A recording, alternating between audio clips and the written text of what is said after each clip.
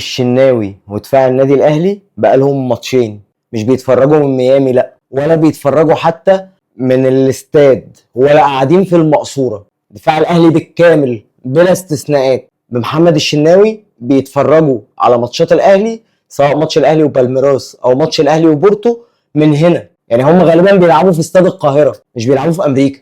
يعني هم واقفين في استاد القاهره واحنا بنلعب من غير دفاع ومن غير جول. حسبي الله ونعم الوكيل. ما اقدرش اقول ان مفيش انعدام توفيق مش طبيعي، في انعدام توفيق مش طبيعي، مش في الماتش ده بس، في البطوله كلها طبعا، باستثناء الماتش اللي فات، لان الماتش اللي فات هي لعيبه الاهلي كلها لعبت في استاد القاهره، ده ما كانش الاهلي اللي بيلعب. ومحدش يقول لي الشوط الاول كان حلو، الشوط الاول كان شوط زي الزفت، ما عملتش هجمه، ما عملتش شوطه، ما عملتش اي حاجه تذكر. يعني ما عملتش اي حاجه تذكر. كان ماتش عقيم. الشوط الاول انت كنت بس بتلعب ند بند، يعني روح الفانيلا اللي كانت بتلعب، اللي هو انت عامل توازن في الملعب، لا بالميراس خطير ولا انت خطير، لكن الاثنين كانوا زفت. يعني الماتش كان زفت، الشوطين بقى بالنسبه لنا كانوا زفت. بتيجي النهارده لاول مره اللعيبه بتلعب بروح، وسام ابو علي بسم الله ما شاء الله حاجه كوستاليتا زي الاستاذ مدحت شلبي ما بيقول، حاجه كده انفجار، جايب لك 3 اجوان. زيزو عامل اللي عليه. محمد علي بن رمضان لعيب يعني ما دخلش الاهلي الكواليتي دي من ايام ابو تريكه وبركات. يعني من ايام ابو تريكه وبركات ما دخلش الاهلي الكواليتي دي غير ممكن علي معلول، بس علي معلول هو باك شمال مش خط وسط. مفيش لعيب دخل الاهلي بالكواليتي بتاعت محمد علي بن رمضان دي. المدرب لاول مره نقول رغم هدوءه المستفز وتحس ان هو مش موجود في الماتش، هو قاعد ما بيتحركش، بتجيب جون ما بيبتسمش ما بيحتفلش، بيدخل فيك جون يعني ما بيبصش حتى للعيبه ولا الجهاز الفني اللي معاه.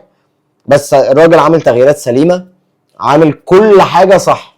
اليو ديانج ما يقعدش، اليو ديانج ما يقعدش. الراجل يعني يا راجل اليو ديانج مطلعك 4 انفرادات في الشوط الثاني. الشوط الثاني طالع 4 انفرادات. اشرف بن شرقي مضيع على الاقل 3 اجوان، جراديشار مضيع 3 اجوان، محمد هاني مضيع جونين، عمر كمال عبد الواحد مضيع جونين. في ايه يا جدعان؟ في ايه؟ ليه كده؟ تريزيجيه قمه في الانانيه، وقمه في فرد النفس، وقمه في الغرور، وما بيبصيش وما بيلعبش عدل. يا عم عارفين انك لاعب كبير يا عم، وعارفين انك ابن النادي وكابتن من كباتن الفرقه وكل الكلام ده يا عم، على عيننا وعلى راسنا يا عم. العب بقى الام التيشيرت، العب بقى الام روح الفانيلا يا عم. ماتش كان غريب. خلينا نكمل في اللعيبه. احنا شكرنا في وسام، وشكرنا في زيزو، وشكرنا في محمد علي بن رمضان. زيزو جايب لك ضربتين جزاء في 3 ماتشات. تريزيجيه كان سيء ودون المستوى. اشرف بن شرقي لما نزل تحركاته كانت افضل بكتير بكتير بكتير من تريزيجيه، لكن نقول بقى ايه، سوء حظ ولا عدم سلكان ولا عدم توفيق، يعني مش عارف. يعني انا مش عارف اقول ايه على اللي كان بيحصل. حسين الشحات طبعا ملوش اي دور في الملعب ولا ليه اي دور في الملعب. يعني لما حسين الشحات طلع بدات تحس ان الاهلي بقى اخطر بكتير جدا في الشوط الثاني اكتر من الشوط الاول نفسه. قفشه مضيع له جونين، يعني قفشه هو كمان مضيع له جونين. مين تاني؟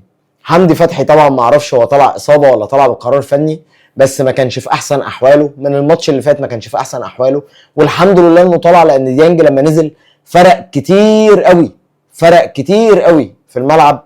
على الناحيه الشمال احمد نبيل كوكا ما جاش. محمد هاني بعيدا عن الرفعه اللي رفعها على محمد علي بن رمضان، مش فاكر كانت لوسام اللي رفعها لوسام ابو علي، بعيدا عن الرفعه بتاعت وسام ابو علي هو ما جاش. عمر كمان لما نزل كان احسن منه.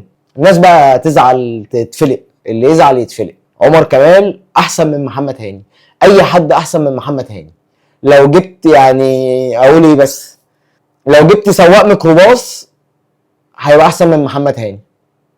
هو اللي متسبب في الجون الاولاني، لما لا الجون الثاني لما ما ضغطش، هو اللعيب جيب الكوره راح هو واقف مكانه، فتح له مش زاويه تسديد، فتح له شارع باسمه، شوط يا معلم. لبسنا جون يا معلم. والاستاذ محمد الشناوي الاجوان كلها بتيجي فيه بنفس الطريقه، ما بينطش ما بيعرفش ينط. الاستاذ ما بيعرفش ينط، لا بينط ولا بيقف، وبيوطي والكره بتتشاط عليه وحاجه كده استغفر الله العظيم. الاربع تجوان اللي دخلوا مفيش كوره راح عليها، مفيش كوره حاول فيها، كلها مش متوقعه، كلها اعمل ايه؟ ما نزلوليش القبض بتاعي. حاجه استغفر الله العظيم، حاجه استغفر الله العظيم. اشرف داري كان مستواه عادي واقل من العادي، مفيش استخلاصات، مفيش كوره طويله لقدام. احمد رمضان بيكهام نفس الشيء. معرفش كل اللعيبه كانت سيئه ما عدا اسامه ابو علي، زيزو، اشرف بن شرقي بعيدا عن الانانيه، محمد علي بن رمضان. لكن اللعيبه كلها تشكر، كلها ما عدا محمد الشناوي، على الروح وعلى اداء ال 90 دقيقه. طب لما انت عندك اداء 90 دقيقه ما بتديهوليش ليه كل الماتشات؟ يعني انت لازم تلعب اخر ماتش بس؟ يعني قادر اهو ان انت تكمل وتسد قدام. يعني كنا بنقول ان بورتو ده اخطر اصلا فريق في المجموعه، ان احنا يعني ايه نغلب بالميراس او نغلب انتر ميامي ونتعادل مع بالميراس ومش مشكله لو اتغلبنا من بورتو. لو في شويه توفيق مع شويه انعدام انانيه كان الاهلي الماتش ده يخلصوا 10 مرتاح، 10-4. مش هقول لك بقى هتبقى جايب الجوان اكتر في نفسيتهم، لا يا عم هم هيجيبوا الاربعه وهتبقى متعادل 4-4. بعد الاربعه بقى دول انت تجيب 6 مرتاح، 6 تجيب 6 جوان مرتاح. والجمهور التراس اهلاوي كان في الملعب، جماهير النادي الاهلي النهارده كانت في الملعب.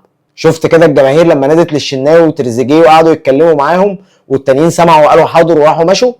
ده جمهور الاهلي، التراس اهلاوي. الملعب كان فيه 39,000 وكسور مشجع اهلاوي. ماتشات الكاس وماتشات السوبر وماتشات افريقيا ما بيبقاش فيها العدد ده. طب نعمل لكم ايه اكتر من كده؟ يعني شفت منظر الاستاد كله احمر والتشجيع ما وقفش. نعمل ايه طيب؟ نعمل ايه؟ يعني نعمل ايه؟ هنفضل في التمثيل المشرف لحد امتى؟ هنفضل نضيع مننا ماتشات سهله لحد امتى؟ هنفضل يبقى عندنا روح وعشم لحد امتى؟ حتى لو كنا كسبنا ما كناش هنصعد لان انتر ميامي وبالميراس اتعادلوا. تمام.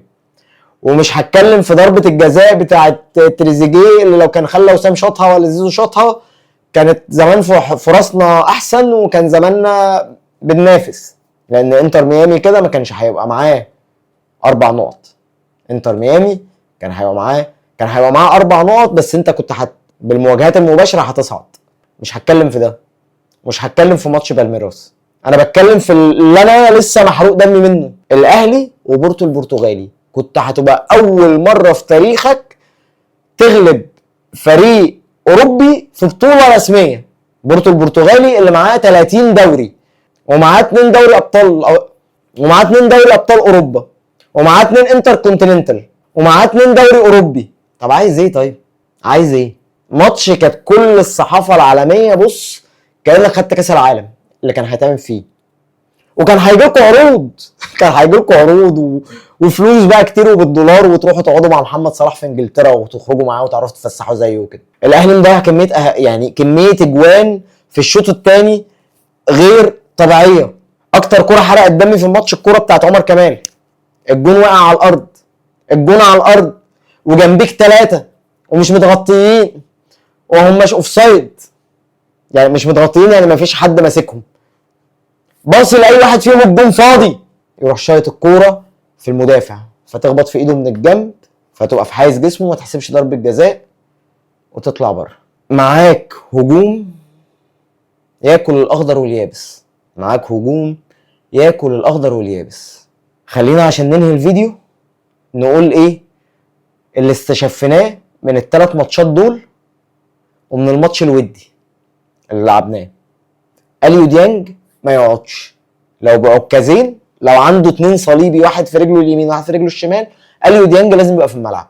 قدامه امام عاشور وبن رمضان، عندك وسام ابو علي وعندك زيزو وعندك اشرف بن شرقي، والخمسه اللي ورا دول يتفوروا لان ما فيهمش حد يصلح. هم بالاحتياطي بتاعهم ما عدا شوبير طبعا في حراسه المرمى. اداره فنيه تكلموا المدير انه لا يغير شخصيته، لو هيفضل موجود يصحى كده ويفوق معانا. من الحاجات الكويسه ان هو كان بيعمل التبديلات بدري، يعني من الحاجات الكويسه ان التبديلات كانت بتتم بدري. تاخدوا كل البطولات اللي هتشاركوا فيها، عندك كواليتي لعيبه في الهجوم بسم الله ما شاء الله، بس اللعيبه دي عايزه مدير فني صاحي، وعايزه مدير كوره مش مدير رياضي، مدير كوره عنده شخصيه وصلاحيات. مش هقول لك سيد عبد الحفيظ، واحد زي سيد عبد الحفيظ يا عم. لا هو سيد عبد الحفيظ مش عايز المنصب ده. مدير كوره، مدير كوره، مدير كوره. انت كان عندك حسن حمدي كان مدير كوره، عندك ثابت البطل كان مدير كوره، عندك سيد عبد الحفيظ كان مدير كوره، عندك اسامي تقيله قوي قوي قوي اتحطت في المركز ده. فالمركز ده مركز مهم، فعايزين مدير كوره عنده شخصيه ويقدر يسيطر على النجوم اللي معاه. ودعنا كاس العالم، حتى لو كنا فزنا بعد تعادل الانتر ميامي وبالميراس ما كانش هيبقى فيها خلاص، لكن خلينا لا نبكي على اللبن المسكوب ونشوف هنعمل ايه في اللي جاي، عشان اللي جاي اهم. وحرام الفلوس دي كلها تبقى في الملعب وابقى مش قادر اكسب، حرام ان الفلوس دي كلها تبقى في الملعب واجي اتعادل ولا اتغلب ماتش في الدوري ولا ماتش في افريقيا. واتمنى ان انا ما بقاش عملت اكله جاي فيها بقى ضاني ومشاوي وبقري وبتلو وعامل كل حاجه حلوه وكسلت اجيب ب5 جنيه ملح اللي هو المدرب. اتمنى، ناس كتير زعلت مني لما اتكلمت عن المدرب في الماتش اللي فات، فيا عم انا مش بتكلم عن المدرب اهو، ونديله فرصته ونشوف. بس اتمنى ان ما تبقاش دي المدرب ومدير الكوره يبقى هو ده ايه شويه الملح اللي هيبوظوا طعم الاكل. كل التوفيق للنادي الاهلي فيما هو قادم. اتمنينا ان الاهلي يوصل اكتر، اتمنينا ان كان نفسي الاهلي يلعب نهائي، كان نفسي الاهلي ياخد البطوله. عشمي دايما في الفانيلا الحمراء ان في اي حاجه هي بتشارك فيها توصل لابعد مكان.